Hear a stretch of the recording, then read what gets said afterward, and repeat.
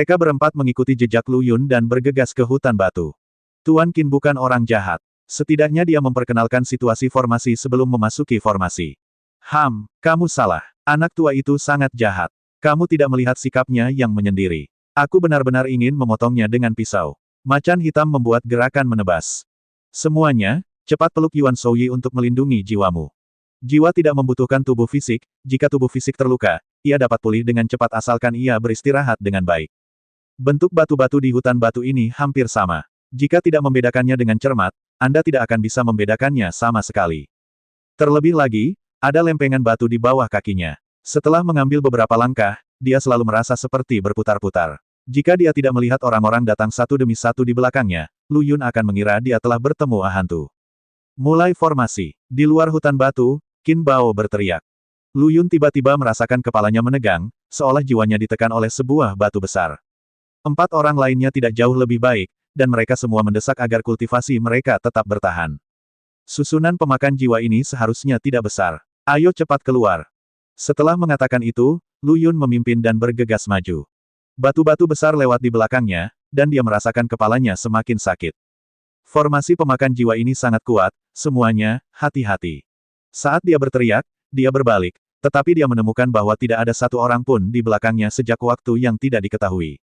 Belum lagi keempat macan hitam, bahkan orang lain yang masuk ke dalam formasi pun hilang. Aneh, kemana perginya semua orang itu? Dia tahu ini mungkin hanya ilusi, dan ini adalah pertama kalinya dia masuk ke dalam lingkaran sihir seperti itu. Namun, selalu ada aturan untuk segala hal, dan dia yakin selama dia bergegas keluar, semuanya akan baik-baik saja. Jadi dia mengubah arah dan bergegas maju dengan cepat. Seperti lalat tanpa kepala, menabrak kemana-mana. Saat ini, hati Lu Yun sudah mulai panik. Dia tahu bahwa emosinya telah dipengaruhi oleh susunan pemakan jiwa dan menjadi kacau, tetapi dia ingin mengendalikannya, tetapi ternyata dia tidak bisa mengendalikannya sama sekali. Jadi, dia berhenti dan mulai mengatur postur tubuhnya. Lu Yun kecil, cepat datang ke saudari.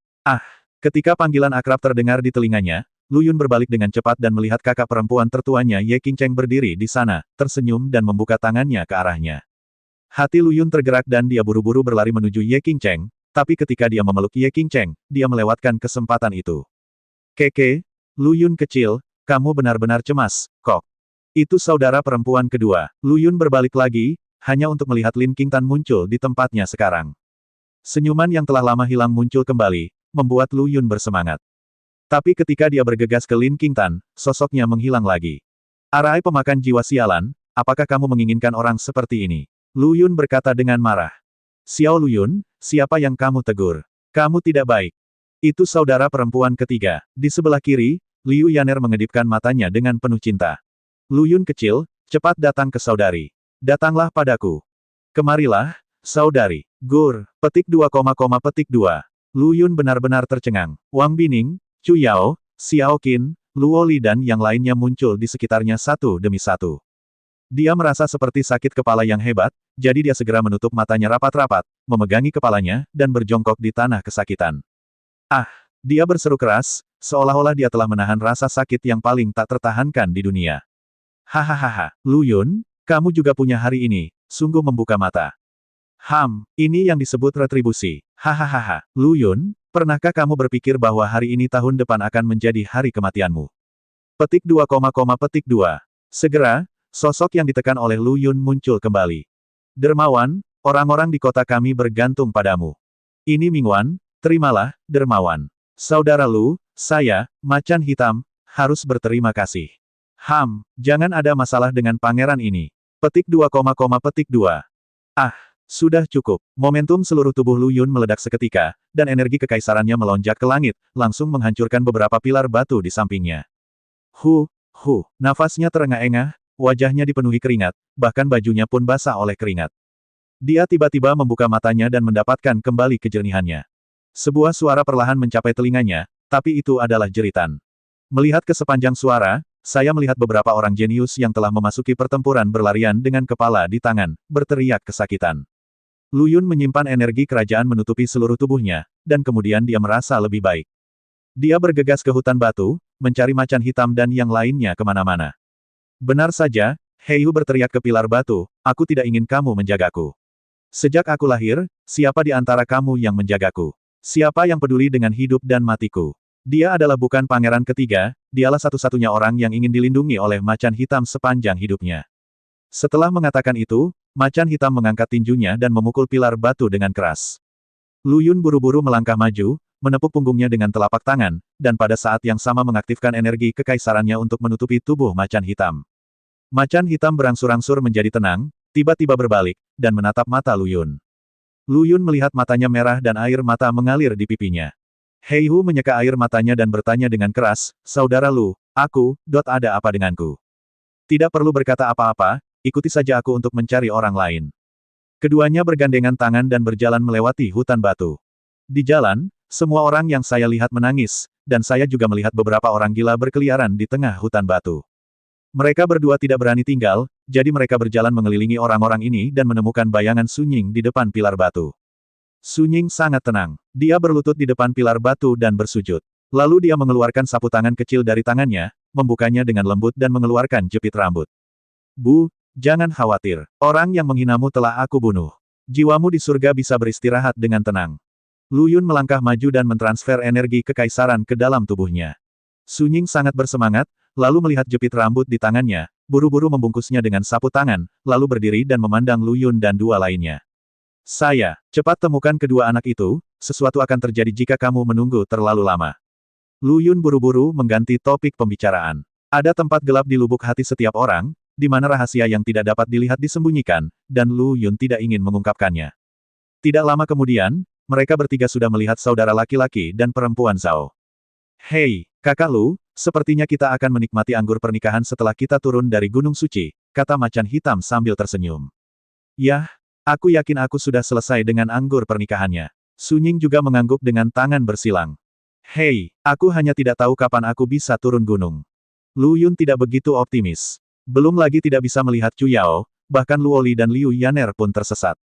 Jika Anda tidak dapat melihat pangeran ketiga, Anda pasti tidak akan dapat menemukan petunjuk yang berguna, tetapi sekarang bahkan Seng Sue telah menghilang. Sepasang kakak laki-laki dari keluarga Zhao sedang berdebat. Dari penampilan mereka, mereka tampak memegang pedang panjang di tangan mereka, dan mereka saling memberi isyarat. Gerakannya lambat seperti siput, dan tidak ada yang maskulin di dalamnya. Jika bukan karena waktunya, Lu Yun tidak ingin mengganggu mereka, jadi dia akan membiarkan mereka tetap tenggelam dalam perasaan ini. Keduanya dibangunkan oleh Lu Yun, dan keduanya tersipu saat saling memandang. Hei Hu tertawa, dan Su Ying serta Lu Yun juga tertawa beberapa kali. "Oke, bahkan jika kita menerobos susunan pemakan jiwa ini," kata Lu Yun tegas, "tetapi tidak disarankan untuk tinggal di sini untuk waktu yang lama. Siapa yang tahu apakah manajer Qin akan membuka susunannya sepenuhnya, jadi lebih baik keluar dengan cepat." Setelah itu, semua orang terus berlari ke depan. Hanya saja sosok familiar muncul lagi di hadapan Lu Yun, Razer. Tidak ada pancing di belakang Razer, dan sekarang dia menghadap pilar batu, menari dan menggerakkan sesuatu. "Apakah kamu ingin membunuhnya?" Macan hitam mengayunkan tinjunya. "Tidak, ini gunung suci. Apakah kamu lupa panahnya tadi?" Lu Yun berkata dengan tegas, "Saat perjalanan ini selesai, kami akan menyelesaikan masalah dengan orang-orang itu. Tentu saja, orang-orang itu harus bisa meninggalkan gunung suci hidup-hidup." Setelah melihat terlalu banyak orang gila, beberapa orang secara bertahap menjadi mati rasa dan berlari ke ujung lain dari barisan pemakan jiwa. Akhirnya, ujung hutan batu muncul di depan mereka, dan semua orang akhirnya menghela nafas lega. Qin Bao berdiri di luar barisan pemakan jiwa, masih memegang tangannya di belakang punggung. Tim Lu Yun bukanlah yang pertama kehabisan formasi pemakan jiwa. Sudah ada dua tim yang menunggu Qin Bao. Lu Yun melihat bahwa satu kelompok masih sangat muda, hampir 16 atau 17 tahun, sedangkan kelompok lainnya lebih tua. Mereka adalah keturunan keluarga Feng dan keluarga Lin, tidak heran macan hitam mengeluh. "Oh, apa kata kedua keluarga ini? Mereka semua adalah pengembangan jiwa." Tidak heran. Setelah menunggu hampir setengah jam, Qin Bao mengumumkan bahwa ujian telah selesai dan menutup rangkaian pemakan jiwa. Beberapa anak laki-laki masuk jauh ke dalam hutan batu dan membawa keluar semua orang yang tersesat di dalamnya. Ada yang menangis, ada yang tertawa, dan kesadarannya hilang sama sekali. Ada juga yang belum memasuki formasi pemangsa jiwa, semuanya berkumpul di sini. Lu Yun melihat secara umum dan melihat ada 5 kelompok orang yang melewati formasi pemakan jiwa. Selain diri mereka sendiri, keluarga Feng, dan keluarga Lin, ada juga 2 kelompok orang yang terlihat sangat jahat. Hei Hu mengatakan bahwa dia belum pernah melihat kedua kelompok orang ini. "Kalian berempat ikut denganku, dan sisanya mengikuti anak itu." Setelah mengatakan itu, Qin Bao berbalik dan berjalan ke arah lain. Apakah kamu masih bisa lulus ujian? Kata macan hitam tidak senang.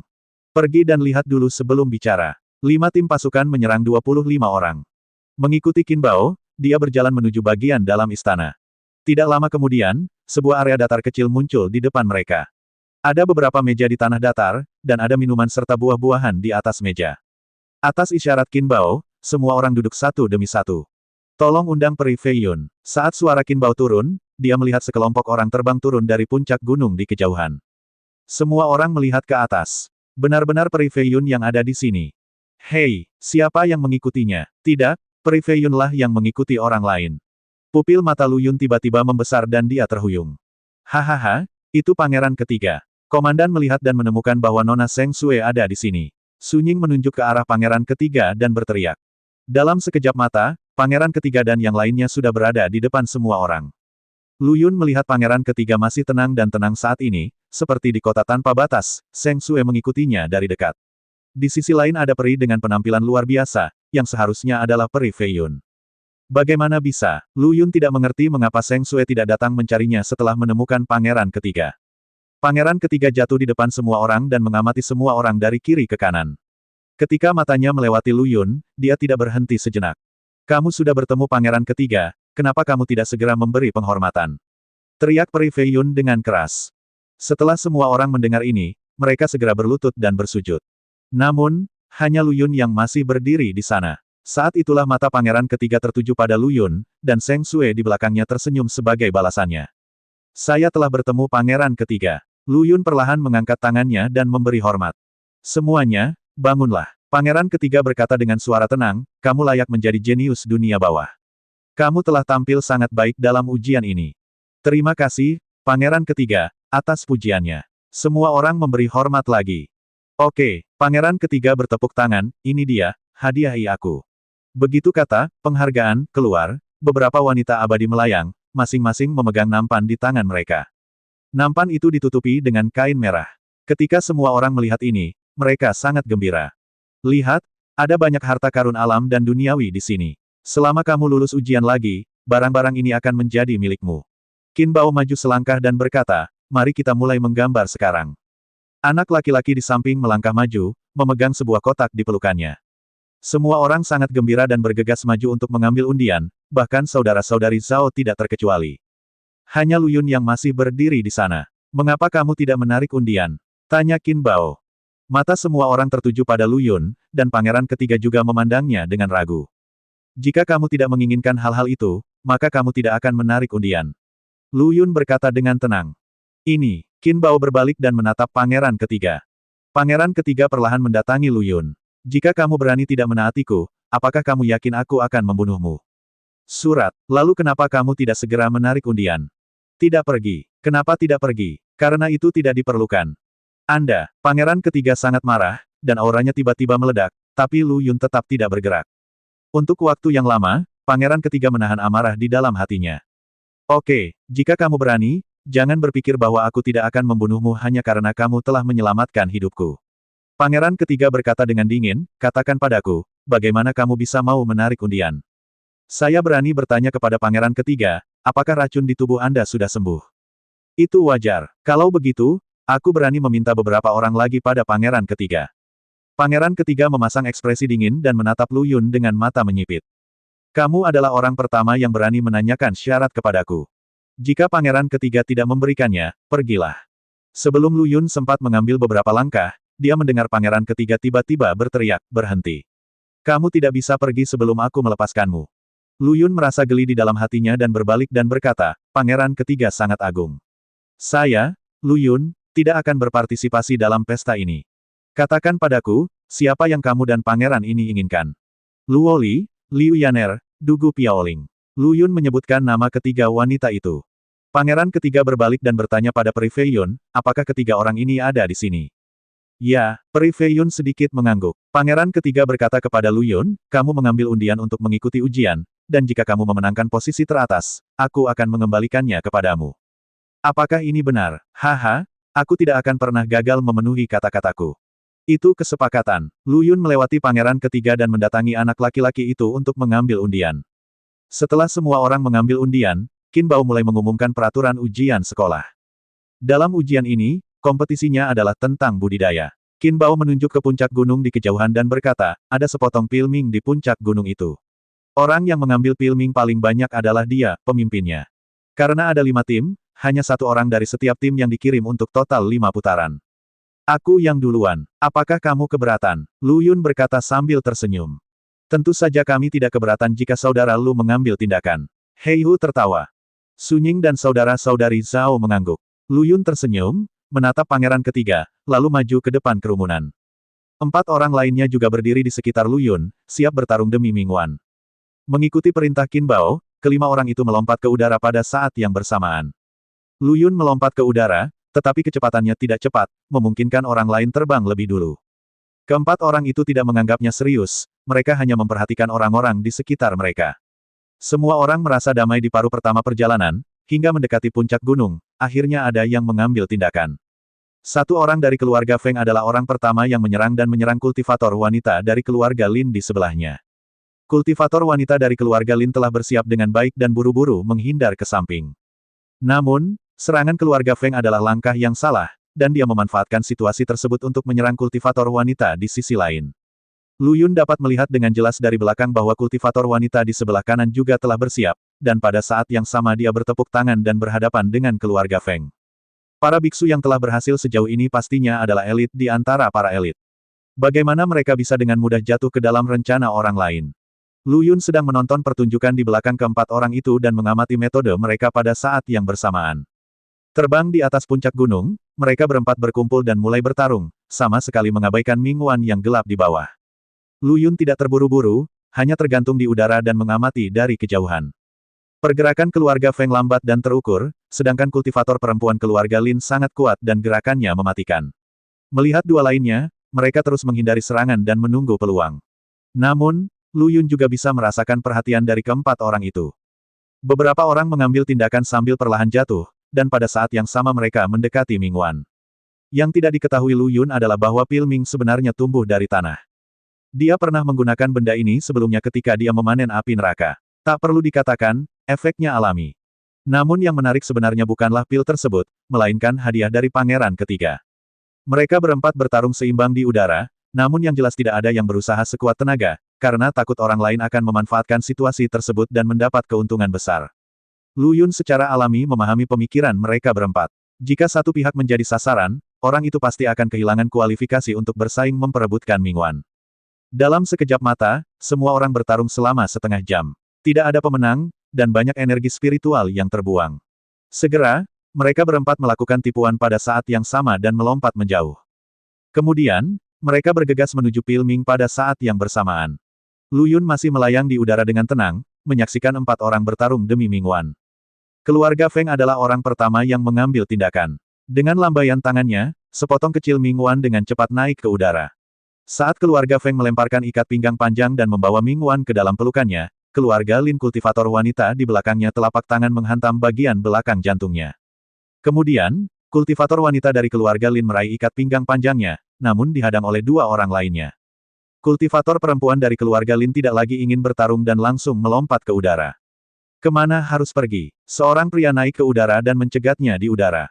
Orang lain bergegas menuju Mingwan lainnya. Yah, aku masih punya otak. Aku tahu bahwa keluarga Lin tidak mengambil semua Mingwan. Lu Yun mengangguk sedikit ke udara. Anggota keluarga Feng yang lama melompat dan menatap anggota keluarga Lin di udara. Kemudian, dia bergegas menuju Mingwan di tanah lagi. Sebagian besar Mingwan menghilang dalam sekejap, jadi mereka berempat bertarung dan merebutnya sambil kembali. Sekarang giliranku. Lu Yun bergerak, dia mengantongi semua pilming yang tersisa di tanah, lalu perlahan terbang kembali. Hei, berapa banyak Mingwan yang kamu ambil? Lihat apakah ada lebih dari milikku. Lu Yun menantang keempat orang itu dan menunjukkan kepada mereka Mingwan yang dia taruh di pelukannya. Benar saja, mereka berempat berhenti berkelahi dan terbang menuju Lu Yun satu demi satu.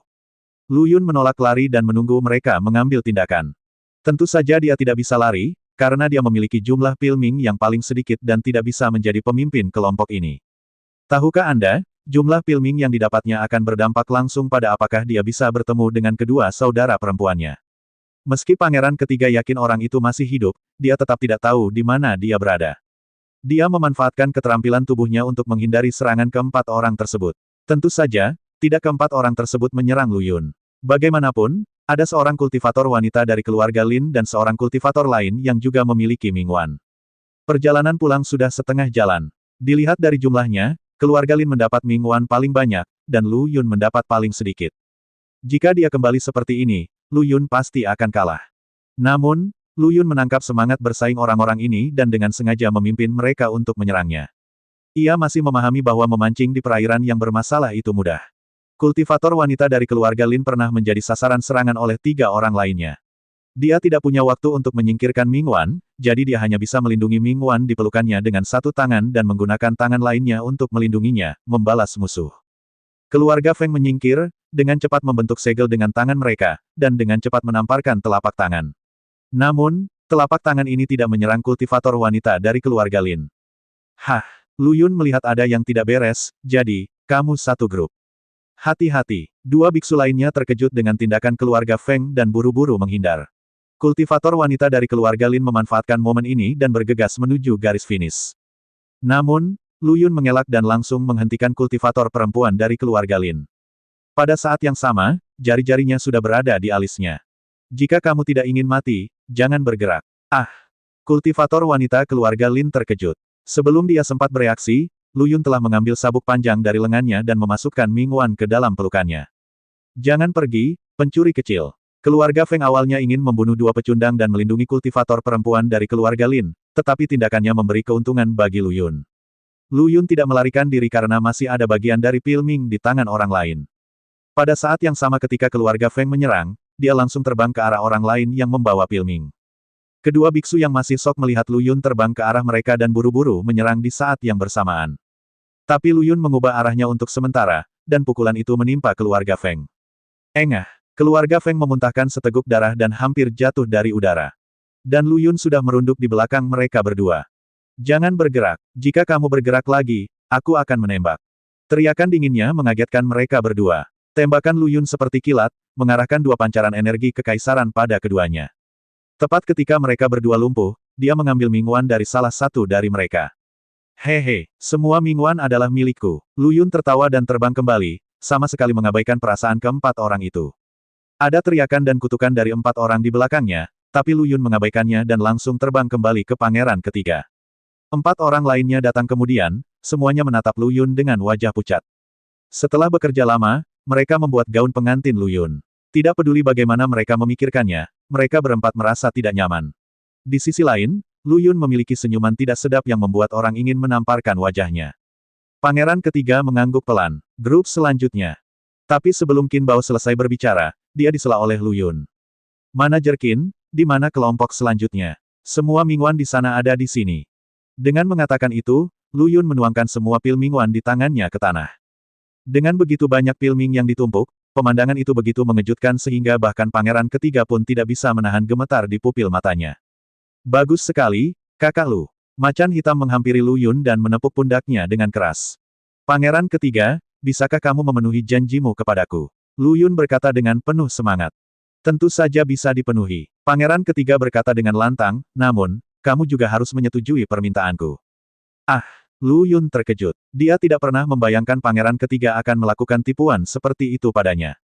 Pangeran ketiga pergi tanpa pamit, jadi membingungkan bahwa Seng Sue datang mencarinya dengan cemas. Yang lebih membingungkan lagi adalah pangeran ketiga benar-benar membuang racun di tubuhnya. Tentu saja, sebagai seorang pangeran, dia secara alami punya metode. Namun dia selalu merasa seperti sedang diplot oleh pangeran ketiga. Jika pangeran ketiga benar-benar tahu bahwa Luoli dan yang lainnya ada di suatu tempat, maka masalah racun tentu saja ada hubungannya dengan pangeran ketiga. Kalau dipikir-pikir baik-baik, apa rencana ketiga pangeran ini? Mungkinkah pesta Gunung Suci ini sengaja diatur oleh pangeran ketiga? Mengingat sikap hormat yang ditunjukkan Peri Fei Yun kepada pangeran ketiga barusan, itu benar-benar membuat orang meragukan niat sebenarnya dari pangeran ketiga. Jika dia menyetujui permintaan pangeran ketiga sekarang, dia mungkin tidak dapat melihat matahari besok, meskipun tidak ada matahari di dunia bawah. Melihat Lu Yun ragu-ragu untuk waktu yang lama, pangeran ketiga tiba-tiba tertawa. Nah, ini waktunya mengungkap misteri itu. Ekspresi pangeran ketiga tiba-tiba menjadi tegas. Dia memandang semua orang dan menghela nafas panjang. Ya, pesta di Gunung Suci ini direncanakan olehku. Pangeranku hanya ingin bertanya padamu, apakah kamu bersedia mengikutiku, memasuki kota Hades, dan mengambil kepala Hades, siapa yang berani? Pangeran ketiga tampak seperti orang gila, menoleh dengan cepat, menunggu jawaban semua orang. Setelah mendengar kata-katanya, semua orang membuka mulut karena terkejut. Memasuki dunia bawah. Ini adalah pemberontakan. Ambil kepala Pluto. Ini adalah pengkhianatan. Siapa yang berani? Tidak ada yang berani. Pangeran ketiga tidak mendapatkan jawaban yang diharapkannya, tapi dia tidak terlihat kecewa sama sekali. Pluto bodoh dan tidak kompeten. Selama ribuan tahun, dunia bawah berada dalam keadaan runtuh. Dunia spiritual telah mengalami bencana 10.000 tahun, sehingga dunia bawah tidak dapat bertahan sendirian. Apakah kalian semua memahami ini? Butuh waktu lama bagi semua orang untuk pulih. Pangeran ketiga, aku hanyalah orang biasa-biasa saja di dunia bawah. Aku khawatir, kita tidak akan mampu menangani hal sebesar itu. Ya, Pangeran ketiga, kami tidak mampu melakukan tugas itu.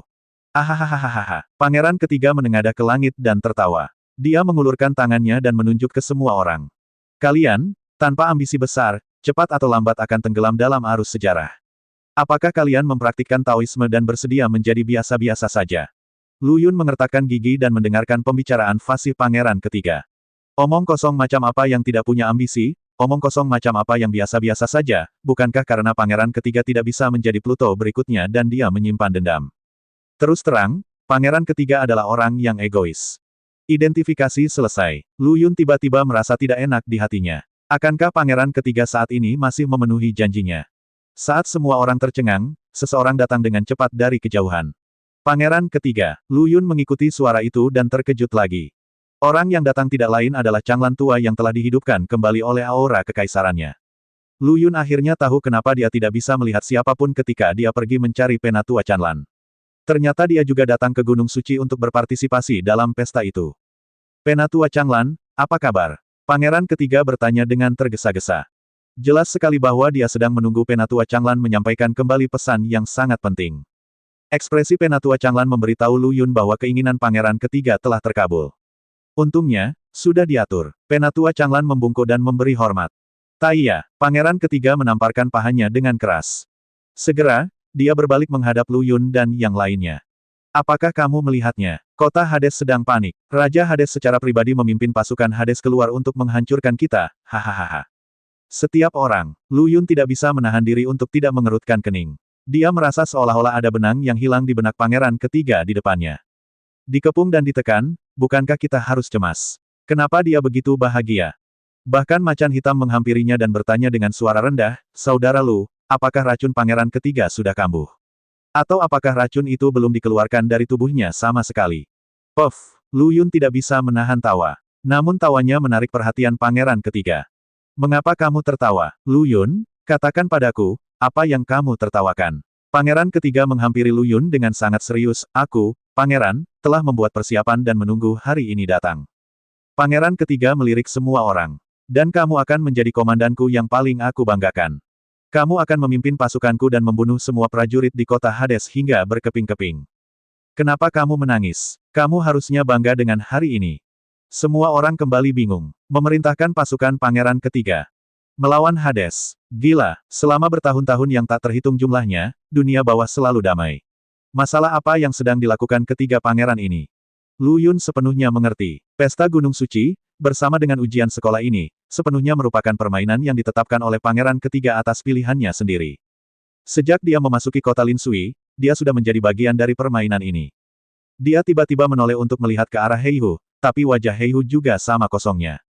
Oh, permainan catur yang hebat. Lu Yun sudah menyesal menemani Seng Sue ke Gunung Suci. Saat mendongak, dia melihat Seng Sue menatap pangeran ketiga dengan kagum. Seolah-olah apapun yang dilakukan pangeran ketiga diharapkan olehnya, dan dia akan mendukungnya tanpa keraguan.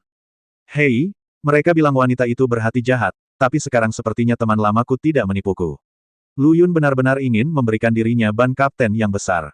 Mengapa kamu berbaring di air berlumpur ini?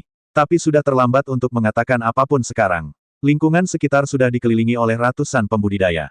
Seluruh tempat itu benar-benar sunyi dan Anda bisa mendengar suara pin jatuh. Mengapa? Pangeran ketiga menghela nafas. Jujur saja padamu, Pluto terluka parah dan levelnya anjlok. Ini saat yang tepat untuk membunuhnya. Jangan lewatkan kesempatan ini, jika tidak. Pangeran ketiga, Bolehkah saya bertanya apa sebenarnya yang telah dilakukan Pluto hingga begitu keterlaluan baik bagi manusia maupun dewa sehingga pangeran ketiga begitu bertekad untuk membunuhnya? Akhirnya, orang yang berani menanyakan apa yang dipikirkan semua orang yang hadir. Pertanyaan bagus. Pangeran ketiga menunjuk orang yang menanyakan pertanyaan itu dengan jarinya. Sebenarnya Pluto bukanlah ayah kandungku. Berdengung. Adegan itu langsung meledak. Pangeran ketiga bukanlah anak kandung Pluto, bagaimana mungkin? Kalau tidak, mengapa pangeran ketiga menjadi pangeran ketiga? Lelaki tua Pluto itu benar-benar membunuh ayah kandungku dan mencuri pedang Pluto miliknya. Kali ini dia mendapatkan tahta Pluto.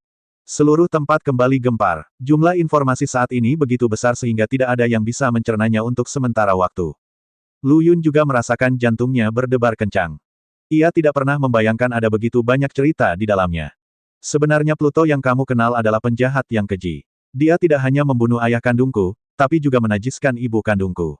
Apakah menurutmu orang seperti itu layak menjadi Raja Hades? Tidak layak. Akhirnya seseorang berteriak kembali. Segera, beberapa orang mengangkat tinju mereka satu demi satu dan berteriak setuju. Tapi dia melihat pangeran ketiga mengangkat tangannya, dan pedang hitam panjang muncul di tangannya. Pedang Hades. Itu sebenarnya pedang Hades. Itulah lambang identitas Pluto. Bagaimana bisa jatuh ke tangan pangeran ketiga? Sepertinya Pluto telah hilang, dan pola dunia bawah akan ditulis ulang. Selalu ikuti pangeran ketiga. Petik 2, petik 2. Untuk sesaat, penonton heboh dan semua orang mengangkat tangan dan berteriak.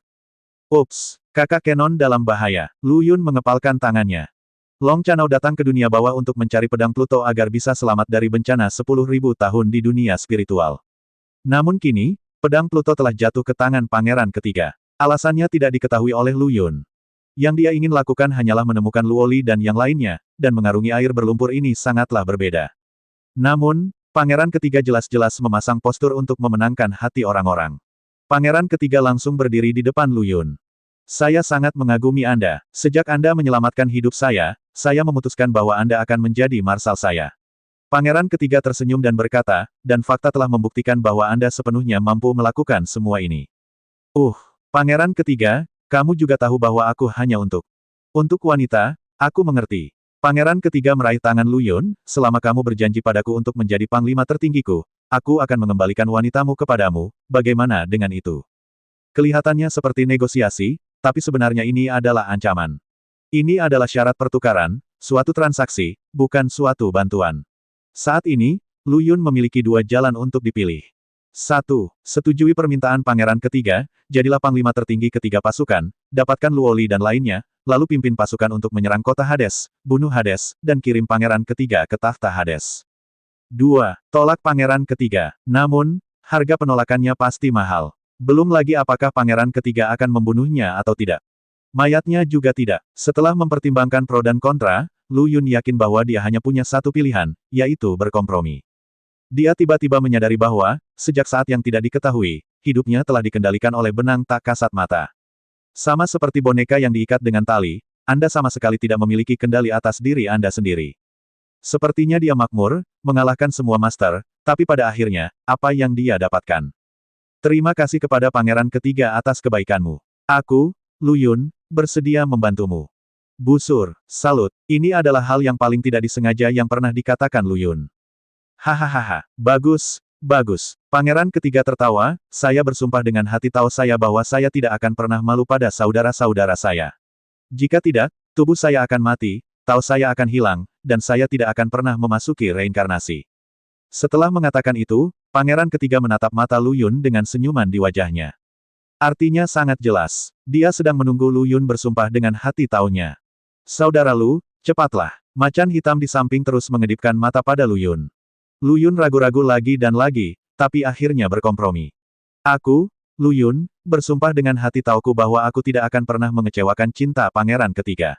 Kalau tidak, aku akan disambar petir dan mati dengan baik. Sumpahnya tidak terlalu serius, tapi itu tidak masalah. Bahkan jika dia bersumpah beracun, pangeran ketiga akan membunuhnya tanpa ragu-ragu jika perang gagal. Ini adalah cara kaisar. Hahaha. Pangeran ketiga sangat gembira dan secara pribadi membawakan nampan dari anak laki-laki di sampingnya. Kain bagian atas terangkat untuk memperlihatkan sepasang baju besi yang bersinar.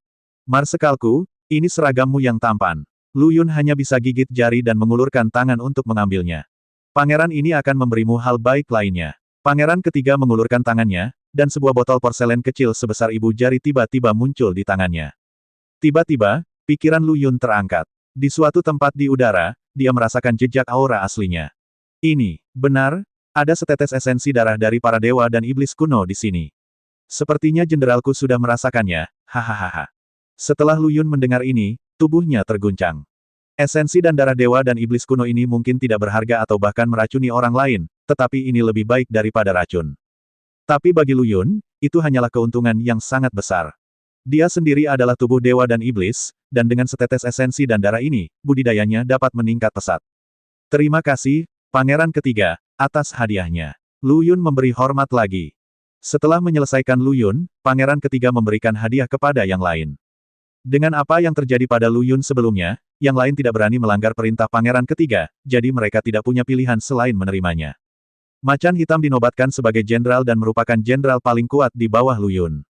Kegembiraannya terlihat jelas dan senyum di wajahnya tidak pernah berhenti. Dengan dukungan Xiao Lu, Seng Sui datang untuk memberi selamat kepada Lu Yun. Dermawanku, jarang sekali kakakku begitu perhatian padamu. Tolong jangan patahkan hatimu. Dengan senyuman jelek di wajahnya, Lu Yun mengangguk ringan. Dia berpikir dalam hati, kaulah yang membuat hatiku dingin, mengapa kamu berani datang dan berbicara denganku? Penatua Changlan, beritahu semuanya, bagaimana situasi saat ini di dunia bawah. Kata pangeran ketiga dengan keras. Penatua Changlan menangkupkan tinjunya ke arahnya, dan kemudian berkata kepada semua orang, arus bawah di dunia bawah sedang berkecamuk, tidak hanya dalam 1 atau 2 hari. Sekarang semua kekuatan bergerak bersama, mengarah langsung ke kota Hades dan pasukan Hades. Setelah itu, Penatua Changlan mulai membacakan proklamasi. Maksudnya tidak lain adalah Pluto yang kejam, membunuh saudara laki-laki dan mempermalukan saudara iparnya, mengabaikan keadilan, mengeksploitasi makhluk dunia bawah, tidak mempedulikan hidup dan mati manusia, dan rakus akan kesenangan, menyebabkan orang-orang di dunia bawah hidup dalam kemiskinan.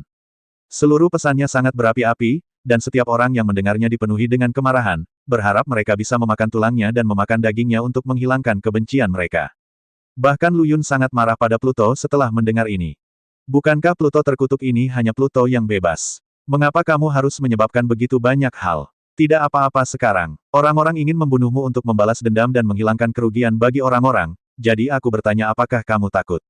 Lu Yun diam-diam berkata. Setelah melakukan semuanya dengan baik, pangeran ketiga kembali ke puncak gunung, ditemani oleh Seng Sui dan Peri Fei Yun. Qin Bao tiba-tiba mengubah sikapnya sebelumnya dan membungkuk hormat kepada semua orang yang hadir. Saya telah banyak menyinggung Tuan Qin sebelumnya, jadi mohon maafkan saya.